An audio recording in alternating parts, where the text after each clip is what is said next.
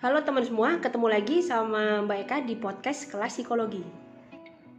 Oke teman-teman, gimana kabarnya? Mbak Eka selalu berharap semoga teman-teman semua dimanapun berada selalu dalam lindungan Tuhan Yang Maha Esa, sehat walafiat dan gak kurang untuk apapun. Amin amin ya rabbal alamin. Nah teman-teman, pada kesempatan kali ini Mbak Eka mau sharing seputar masalah anak ya. Semoga nanti ada hal yang bisa diambil atau ada hal yang bisa diterima dan bisa diterapkan juga ke anak-anak kita ya.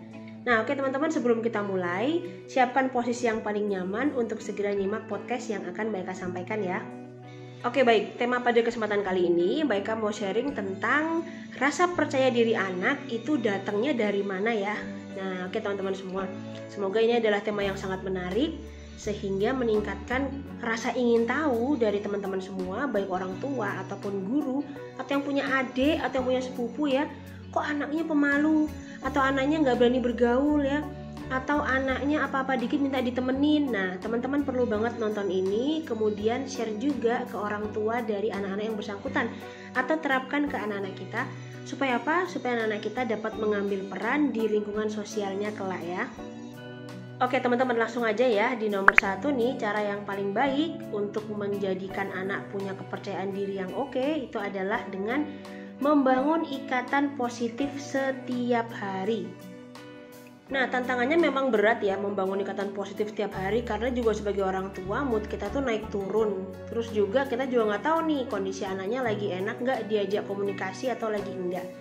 Nah tapi dengan membangun ikatan positif setiap hari, contohnya kayak ada waktu-waktu dimana kita nggak sibuk sama pekerjaan kita, dimana kita mengutamakan anak dulu nih, dimana kita mengutamakan kebutuhan-kebutuhan emosionalnya. Nah ini secara nggak langsung di dalam benak si anak atau di dalam pemikiran si anak, dia akan jadi lebih punya rasa percaya diri untuk melakukan berbagai hal karena ada figur utamanya atau figur lekatnya yang terus menemani dia, sehingga dia nggak perlu khawatir ada hal-hal buruk atau ada hal-hal yang tidak diinginkan terjadi sama dia.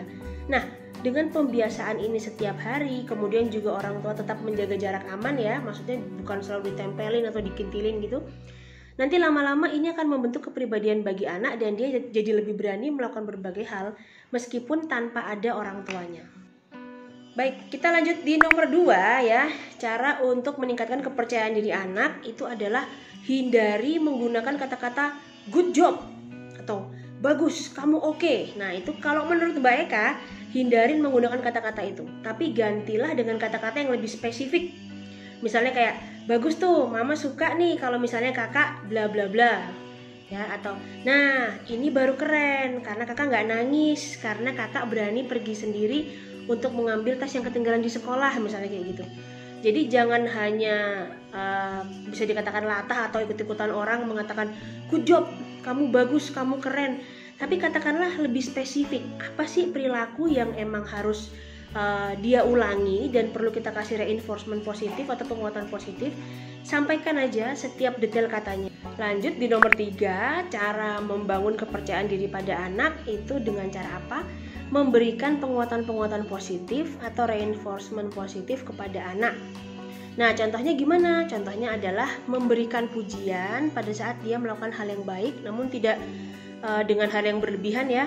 Cukup dengan gestur misalnya. Nah oke. Atau misalnya dengan gestur ketika dia bagus, sampaikan dengan personal ya, face to face berdua bahwa kakak keren deh, tadi kakak bisa ngelakuin A, B, C, D ya, sesuai dengan apa yang dilakukan oleh anak. Nah dengan melakukan hal seperti itu, jadi anak itu tidak membutuhkan dia dilihat banyak orang untuk dipuji ya, tapi perubahan itu akan terjadi dengan sangat baik ketika ada ikatan emosional secara personal. Nah, maka lakukan hal tersebut ya, supaya apa? Supaya dia ngerasa bahwa oh ya, dengan adanya pujian dari orang-orang yang aku sayangi, artinya aku mendapat kepercayaan untuk melakukan hal yang sama. Nah, maka secara otomatis kepercayaan dirinya pun akan terbentuk. Lanjut di nomor 4 teman-teman ya. Cara meningkatkan rasa percaya diri anak itu dengan cara tidak terburu-buru membantu mereka memutuskan masalah pada saat anak-anak ini sedang bingung atau sedang menghadapi situasi yang baru. Nah jadi apa yang perlu dilakukan Mbak Eka? Nah jadi yang perlu dilakukan adalah kalau kita udah ngeliat nih dia bingung banget atau aku udah gak bisa, aku capek, aku gak ngerti caranya, baru kita bisa melatih mereka dengan cara memberikan 2 opsi sampai 3 opsi. Kakak pilih yang mana? Atau adik pilih yang mana? Dengan jangan lupa dijelaskan berbagai dampak dari opsi yang mereka pilih ya, supaya nanti mereka nggak menggerutu di belakang atau mereka malah jadi mogok. Jadi setiap opsi dijelaskan dampak, kemudian juga nanti kira-kira apa yang akan terjadi kalau misalnya kakak memilih A, B, C. Jadi gambaran perilakunya, dampaknya untuk diri sendiri dan dampaknya untuk lingkungan sekitar. Nah, dengan pembiasaan seperti itu harapannya setiap anak bisa melihat permasalahan itu secara menyeluruh atau secara utuh. Jadi bukan hanya secara sudut pandang dia, sehingga ketika menghadapi masalah ya dia hanya merasa bahwa dia yang harus diutamakan. Nah, jadi itu bisa dilatih sejak dini ya, rasa kepercayaan diri untuk menyelesaikan permasalahan dengan cara apa? Memberikan berbagai macam opsi pada saat anak udah mentok nih atau butuh dibantu. Kemudian teman-teman di nomor 5 ya, di nomor 5 ini apa sih yang bisa dilakukan untuk meningkatkan kepercayaan diri anak? Libatkan anak di dalam setiap kegiatan yang dilakukan oleh orang tuanya atau figur lekatnya. Nah, Mbak Eka tahu nih, melibatkan anak di setiap kegiatan kita tuh sebenarnya malah jadi bikin riweh Mbak Eka. Iya betul. Ya, akan jadi lebih riweh dan bahkan pekerjaan kita jadi 2 kali kerja ya, itu sangat memungkinkan. Nah, tapi dari situlah anak-anak belajar ya. Anak-anak daripada mereka dikasih tahu harus melakukan ABC, lebih baik sesekali dilibatkan dalam kegiatan rumah. Nanti dia bisa ngerti dari situ.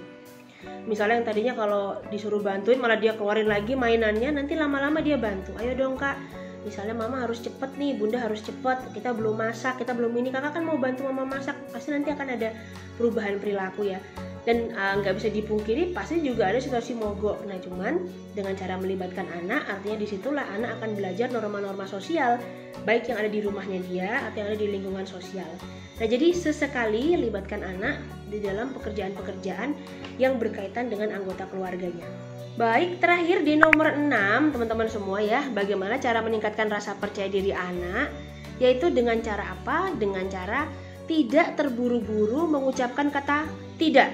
Ya, apabila kita selaku orang tua atau kita selaku figur lekatnya ngerasa apa yang diminta oleh anak atau apa yang diinginkan oleh anak itu tidak sesuai dengan pemikiran kita. Nah, maksudnya gimana Mbak Eka? Gini teman-teman, misalnya nih anak kita tuh kepengen aku nggak mau belajar lah, aku maunya main aja, misalnya gitu ya. Aku capek belajar, aku udah bosan, biar aja tugasku nggak usah aku kerjain. Nah itu misalnya kita jangan bilang nggak boleh main, daripada main mendingan kamu belajar. Kalau kamu nggak belajar nanti kamu nggak boleh main. Nah itu jelas akan terjadi keributan besar. Nah tapi alangkah baiknya dan bisa dicoba duduk berdua, usahakan situasi ada 2 arah ya, person to person ya. Secara private katakan bahwa kakak sekolah ini sebenarnya yang butuh kakak loh, bukan bunda atau bukan ayah. Kenapa begitu? Karena bunda udah pernah sekolah dulu, bunda udah pernah sekolah TK, udah pernah SD, SMP, SMA. Supaya apa? Supaya bunda bisa hidup dengan enak, dengan nyaman sama kakak. Bunda juga bisa meraih cita-cita bunda. Nah, kakak mau nggak bisa meraih cita-cita? Kalau kakak pengen bisa, tentu kakak perlu belajar. Nah, sekarang bunda tanya, mau nggak? Oke, mau. Nah, misalnya mau, mulai dibantu dikit-dikit, jadi jangan langsung dikerjakan semua soalnya selesai. Oke, hari ini kita kerjain 3 dulu ya, atau di jam ini kita ngerjain 3 dulu ya, nanti berikutnya ditambah lagi. Dan memang ini sangat melelahkan, sangat capek Bapak Ibu sekalian ya, tapi yakin deh gak ada yang gak bisa. Semuanya pasti bisa dilakukan kalau pelan-pelan anak-anak sudah diberikan pembiasaan bahwa semua pekerjaan itu memang perlu diselesaikan sampai akhir. Nah oke teman-teman semua, terima kasih banyak untuk yang sudah nyimak podcast ini sampai selesai. Semoga ada hal yang bisa dimanfaatkan ya. Dan sampai ketemu lagi pada podcast-podcast kelas psikologi yang lain. Apabila podcast ini bermanfaat, teman-teman boleh share deh di tab komunitas teman-teman semua, atau share di semua sosial media sosial teman-teman yang teman-teman gunakan, supaya lebih banyak lagi orang yang bisa menjangkau video ini dan bisa merasakan manfaatnya apabila memang ada situasi yang mirip dengan yang sedang Mbak Eka sharingkan. Nah terima kasih banyak teman-teman, Mbak Eka titip salam kepada orang-orang tercinta di sekitar kalian. Sampai jumpa lagi pada video yang lain, dadah.